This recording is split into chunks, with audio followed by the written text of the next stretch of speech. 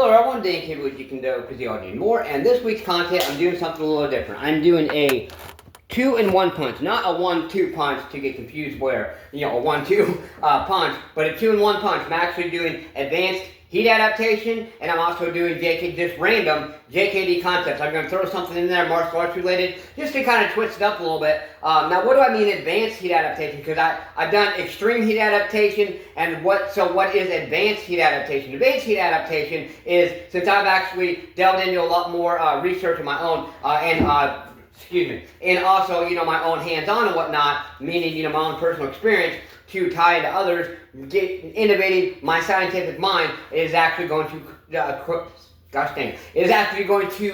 combine advanced scientific methods based on my thought process with what I've done in the past. So, it's not going to be, the same, it's going to be some of the same things, but here's the thing. Number one, you must stay hydrated. Your four main key electrolytes are sodium, potassium, calcium, and magnesium. Sodium and potassium actually control the sodium and potassium pumps in your heart to make sure there's enough water but not too much in your body, and to make sure you're sweating out and expelling or getting rid of enough water and not too much and not too little. That is actually going to help keep that balance within your body, and it's extremely important. So if you are actually outside or inside, whatever, if you're sweating profusely over a period of time, you've got to be getting in just more than just water. And I'm not talking about, certain, I'm not going to say names, but I'm not talking about certain so-called sports electrolyte drinks out there, because most of them, honestly, are really not an electrolyte drink. If it does not have a good amount of, at least a bare minimum, sodium and potassium, both, not just sodium, not just potassium, it is not an electrolyte drink. Your electrolytes are sodium, potassium, calcium, magnesium. Why the hell would you not have all four of those in an electrolyte drink? Yes,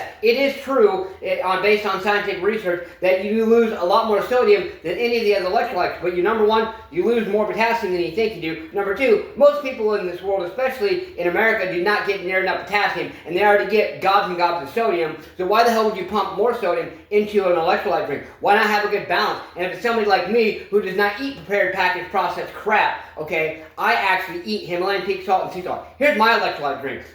Himalayan pink salt, I'm not going to tell you the amounts, Himalayan pink salt, sea salt, and some type of a natural juice, because that has the potassium. Where am I getting the calcium from? Well, there's a small amount. There's actually sodium, potassium, calcium, magnesium, all four in Himalayan pink salt. There's not a whole lot of calcium, magnesium, and potassium. However, there's some in there. So the thing is, when I mix that with a drink that actually has potassium, guess what? I'm actually getting minimal sugars, no dyes or crap. Okay, I'm actually getting all my electrolytes, at least the main two, sodium and potassium, to a little bit higher degree, but I'm still including all of them. Okay, so why am I wearing this shirt? You probably wonder. I don't usually wear a shirt when I make these videos. And just so any of you know, the main reason I do not wear a shirt has nothing to do with my body, your body, anything like that. I don't train for aesthetics. I'm a martial artist. I could give a shit less about how I look. Yeah, it's good to look good and feel good, or look as good as you feel, whatever. But it's actually because this sucker is soaking wet. It might have lost some of the sweat water out of it, but it's definitely going to have some. I don't know how much. Now, see it right there. And if you hear, I have an air conditioner. But look, that bitch ain't on. Okay, so I had it on in the morning. Once it started sweating good, I actually shut it off. It definitely got air out pretty well.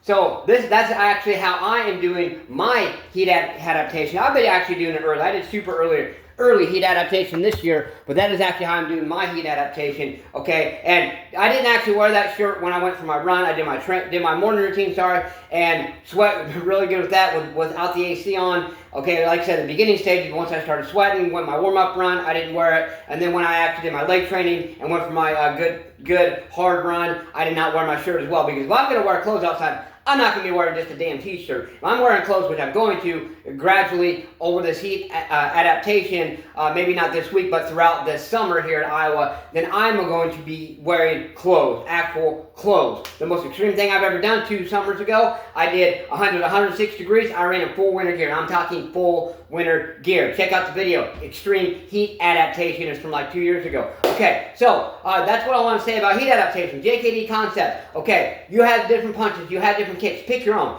JKD is all about making your own way as well.